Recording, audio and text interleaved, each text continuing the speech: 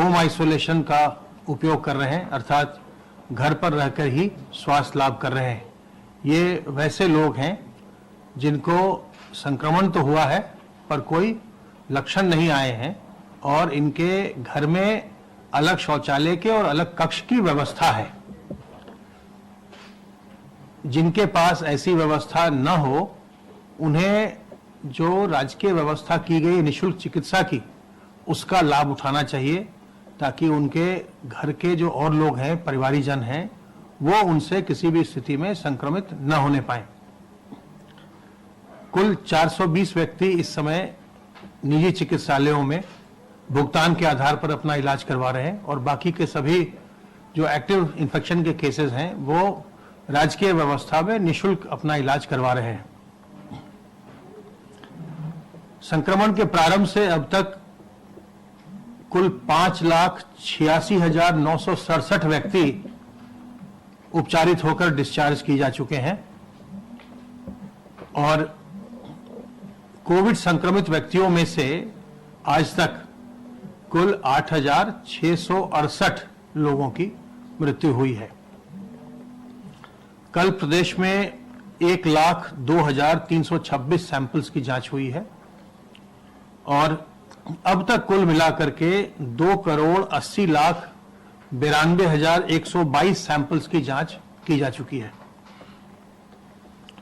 ई संजीवनी portal का निरंतर अपने प्रदेश में उपयोग हो रहा है और कल भी 5,116 व्यक्तियों ने घर बैठे चिकित्सकीय परामर्श प्राप्त किया।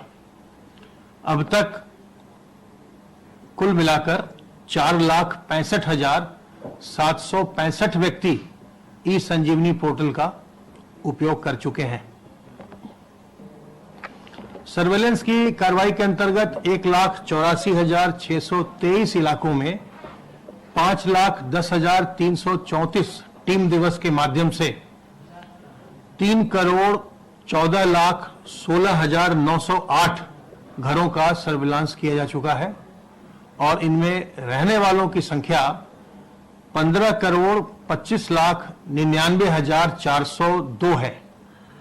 तो ये लगातार सर्वेलेंस की कार्रवाई चल रही है और लक्षणों के आधार पर या जो लोग किसी संक्रमित व्यक्ति के संपर्क में आए हुए होते हैं उनके टेस्टिंग का कार्य लगातार चल रहा है और जो भी संक्रमित पाया जाता है उसे आइसोलेट करके उसका इलाज करवाया जा रहा है और आइसोलेट करके संक्रमण की श्रृंखला को तोड़ने का निरंतर प्रयास हो रहा है और उसी प्रयास का ये फल है कि अब संक्रमण बहुत ही नियंत्रित है, बहुत ही निचले स्तर पर है। जो एक्टिव इन्फेक्शन के केसेस हैं उनकी संख्या भी बहुत कम हो गई है। लेकिन जो मैं बार बार दोहराता हूं कि संक्रमण कम हुआ है लेकिन समाप्त नहीं हुआ है। संक्रमण अभी भी है, अभी भी हम तमाम जनपदों से संक्रमण के केस हम लगातार देख रहे हैं।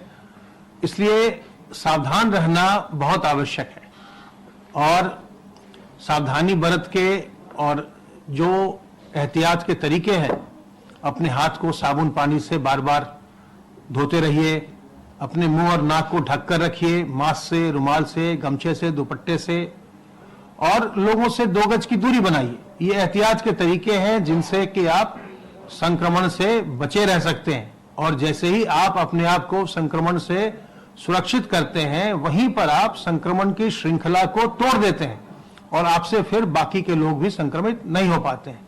तो अभी सावधानी बरतते रहिए। अभी किसी भी प्रकार की लापरवाही का बिल्कुल अवसर नहीं है। सावधानी निरंतर बरतते रहिए जैसे आज तक आपने किया है और उसी से प्रदेश में संक्रमण नियंत्रित रहेगा। वैक्सीनेशन का कार्य लगातार चल रहा है, उसकी योजना लगातार हम बनाते रहते हैं और अगला चरण 4 फरवरी और 5 फरवरी को होने वाला है। 4 और 5 फरवरी में हम जो हमारे स्वास्थ्य कर्मी हैं उनकी पहली डोज को हम पूरा करने जा रहे हैं और 5 तारीख से ही हम जो हमारे फ्रंट लाइन वर्कर्स हैं, जो प्रथम पंक्ति के कोरोना वॉरियर्स हैं, उनके वैक्सीनेशन का कार्य भी प्रारंभ करने जा रहे हैं। तो जब तक आप वैक्सीनेट नहीं हो जाते हैं और वैक्सीनेशन में भी आप जानते हैं कि एक डोज से काम नहीं होता। 28 दिन के अंतराल पर 2 डोज लेनी पड़ती है और 2 डोज लेने के उपरांत भी 2 सप्ताह के बाद ही शरीर में प्रतिरोधक क्षमता पूरी आती है, एंटीबॉडीज बनती हैं, इम्यूनिटी आती है। तो जब तक आप वैक्सीनेट नहीं हो जाते हैं या जब तक कि इसकी एक निश्चित दवा नहीं आ जाती है जिससे ये कहा जा सके कि आप दावे से इस दवा से ठीक हो जाएंगे, तब तक सावधानी बरतते रहिए और विशेष करके अपने घर के बड़े बुजुर्गों, गर्भवती महिलाओं, जो पहले से कमजोर या रोगग्रस्त व्यक्ति हैं उनको, और छोटे बच्चों को संक्रमण से बचाए रखिए। सावधान रहिए, सतर्क रहिए। कोई भी उलझन हो, शंका हो, हमारे हेल्पलाइन नंबर 1800 180 51 45 पर फोन करिए। स्वस्थ रहिए, संक्रमण मुक्त रहिए और प्रसन्न रहिए।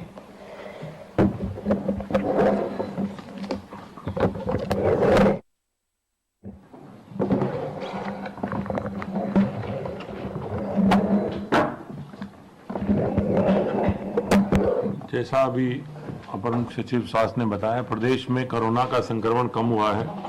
अब वर्तमान में 5000 से भी कम मामले ऐसे रह गए हैं और संक्रमण कम होने से सभी गतिविधियां सामान्य हो रही हैं।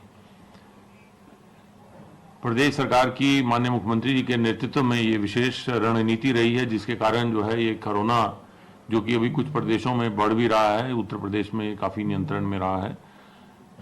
एक जो रणनीति रही है वो ये है कि घर घर जाकर सभी लोगों से मुलाकात कर स्वास्थ्य विभाग के कर्मचारी, नगर निगम के कर्मचारियों द्वारा उनका हालचाल पूछा गया है, उनसे संक्रमण के बारे में जानकारी मांगी गई है, चाही गई है, और जहां जहां इस प्रकार के मामले मिले हैं तुरंत उनका इलाज कराया गया है, उनको अस्पताल दाखिल कराया गया, अथवा वो होम आइसोलेशन में रहने लायक थे तो उनको वहीं रखा गया है। कुल लगभग 24 करोड़ की आबादी में से उत्तर प्रदेश सरकार के जो कर्मचारी हैं, हमारी जो टीमें हैं, वो लगभग 18 करोड़ 7 लाख लोगों तक पहुंची हैं, जिनमें लगभग 2 करोड़ 81 लाख के टेस्ट हुए हैं। और टेस्ट पूरे देश में सबसे अधिक किसी भी प्रदेश में टेस्ट हुए हैं वो उत्तर प्रदेश में हुए हैं। इसके साथ साथ जो घर घर जाकर सत्यापन किया गया है वो लगभग 15 करोड़ 26 लाख से अधिक जनसंख्या का सत्यापन किया गया है। ये इसी रणनीति के कारण और जो एक विशेष जागरूकता अभियान चलाया गया माननीय मुख्यमंत्री जी के निर्देशों पर, जिसकी समीक्षा वो प्रतिदिन कर रहे हैं, उसके कारण उसका परिणाम है कि आज उत्तर प्रदेश में कोरोना जो है काफ़ी नियंत्रण में है। जैसा आप जानते हैं, वैक्सीनेशन की प्रक्रिया भी प्रारंभ हो गई है और वैक्सीनेशन की प्रक्रिया प्रारंभ होने से और कोरोना का संक्रमण कम होने से प्रदेश में सामान्य गतिविधियां सामान्य हो रही हैं। प्रदेश में औद्योगिक गतिविधियां सामान्य चल रही हैं। प्रदेश में लगभग 90 लाख से अधिक एमएसएमई कार्यरत हैं, उनमें लगभग 8,18,000 जो रजिस्टर्ड एमएसएमई हैं उनका भी वो भी काम बहुत तेजी से चल रहा है। प्रदेश में मिशन रोजगार का कार्यक्रम उत्तर प्रदेश सरकार द्वारा चलाया जा रहा है, माननीय मुख्यमंत्री जी की द्वारा इसकी समीक्षा भी की जाती है। और मिशन रोजगार में जो सरकारी विभाग हैं, परिषद हैं, आयोग हैं, निगम हैं, इन सब में जो वैकेंसी हैं, जो रिक्तियां हैं, उनको तत्काल भरने के आदेश दिए गए हैं और वो प्रक्रिया में हैं।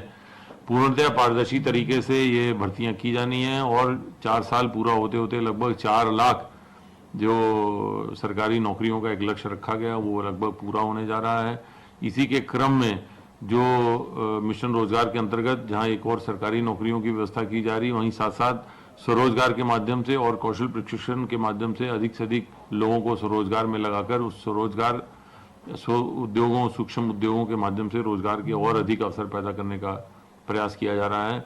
इसी क्रम में बैंकों से लगातार समन्वय किया जा रहा है। बैंकों से समन्वय के पश्चात जैसे आत्मनिर्भर पैकेज के अंतर्गत जो लगभग 4,37,000 इकाइयों को 11,100 करोड़ रुपए के ऋण बैंकों द्वारा इस वर्तमान वित्तीय वर्ष में वितरित किए गए हैं। इसके साथ साथ लगभग 8,47,000 नई एमएसएमई इकाइयों को भी प्रदेश में बैंकों द्वारा 29,000 करोड़ से अधिक के ऋण वितरित किए गए हैं। इस प्रकार यदि ये मिला लें तो लगभग 13 लाख, प्रदेश में 13 लाख इकाइयों को लगभग 40,000 करोड़ रुपए के ऋण इस वर्तमान वित्तीय वर्ष में वितरित किए गए हैं, जो कभी भी किसी भी रिकॉर्ड में सबसे अधिक है। और इनके माध्यम से इन नई इकाइयों के 8,47,000 नई इकाइयों के आने से लगभग 30 लाख लोगों को रोजगार के नए अवसर उत्पन्न हुए हैं। ये अपने आप में रिकॉर्ड है। इसको तेजी से आगे बढ़ाया जा रहा है। बैंकों से लगातार समन्वय किया जा रहा है कि प्रदेश में अधिक से अधिक एमएसएमईज को बैंकों द्वारा वित्त पोषण किया जाए। युवा जो हमारे उद्यमी हैं उनको उद्यम में लगने का एक मौका मिले। प्रदेश सरकार द्वारा इसी संबंध में एक उद्यम सारथी नामक ऐप का भी लॉन्च माननीय मुख्यमंत्री जी द्वारा किया गया था। उस ऐप के माध्यम से हमारे युवा जो स्वरोजगार में काम करना चाहते हैं, जो स्वरोजगार अपना कोई काम शुरू करना चाहते हैं, उस हेतु वो ऐप पर जाकर उस ऐप को क्लिक करके पूरी प्रक्रिया जान सकते हैं। उत्तर प्रदेश सरकार की, भारत सरकार की कौन सी स्वरोजगार की योजनाएं हैं, कौन से बैंक से किस फॉर्म में ऋण लिया जा सकता है। ये सारी व्यवस्थाएं ये युवा उद्यमियों को रोजगार स्वरोजगार में लगने के लिए आसान प्रक्रिया बनाने के लिए की गई हैं।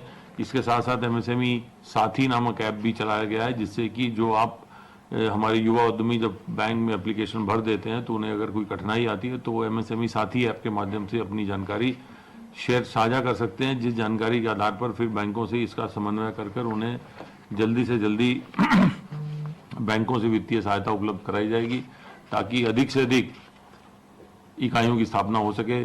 प्रदेश सरकार ने इस साल लगभग 20 लाख इकाइयों की स्थापना का लक्ष्य रखा है, जिनमें लगभग 13 लाख इकाइयां स्थापित हो चुकी हैं। अभी लगभग 7 लाख इकाइयां और स्थापित की जानी है और इन्हीं इकाइयों के माध्यम से लगभग 50 लाख से अधिक रोजगार के अवसर प्रदेश में पैदा होंगे।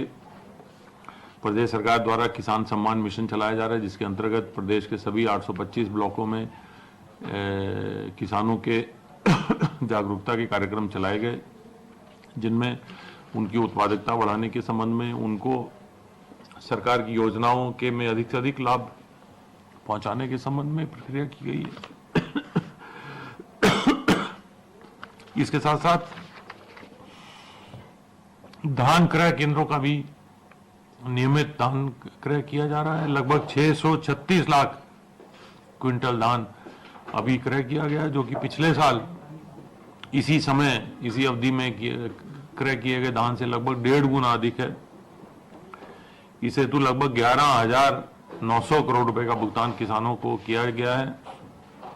प्रदेश सरकार द्वारा न्यूनतम समर्थन मूल्य किसानों को दिलाने के लिए संकल्प लिया गया है और इसी के क्रम में ये माननीय मुख्यमंत्री द्वारा निर्देश दिए गए हैं कि जिला स्तर पर जो जिला अधिकारी हैं, मंडलायुक्त हैं और उन वह स्वयं अपनी टीमों के माध्यम से लगातार धान क्रय केंद्रों का निरीक्षण कराते रहें ताकि किसानों का धान समय से खरीदा जाए। बल्कि अगले वर्ष कार्य योजना भी बन गई है कि गेहूं की भी समय से खरीद की जाए और इस बार रिकॉर्ड लगभग 6,000 से अधिक क्रय केंद्र बनाए जाएंगे। आज माननीय मुख्यमंत्री जी द्वारा इसकी समीक्षा भी की गई है और किसानों को समय से उनके गेहूं क्रय का भुगतान समय से हो, इसके लिए उन्होंने ये भी निर्देश दिए गए हैं कि ऐसी एजेंसियां जो कि जिनका भुगतान की व्यवस्था में समय लगता है उनको ना देकर ऐसी एजेंसियों को ये क्रय का काम दिया जाए ताकि किसानों का भुगतान समय से उनको मिले और अधिक से अधिक किसानों तक न्यूनतम समर्थन मूल्य पर सरकार गेहूं खरीदने के लिए पहुंच सके। प्रदेश सरकार द्वारा ये आश्वासन दिया गया है कि न्यूनतम समर्थन मूल्य पर धान, गेहूं, मूंगफली, मक्का ये सब फसलें खरीदी जाती रहेंगी और अभी भी खरीदी जा रही हैं।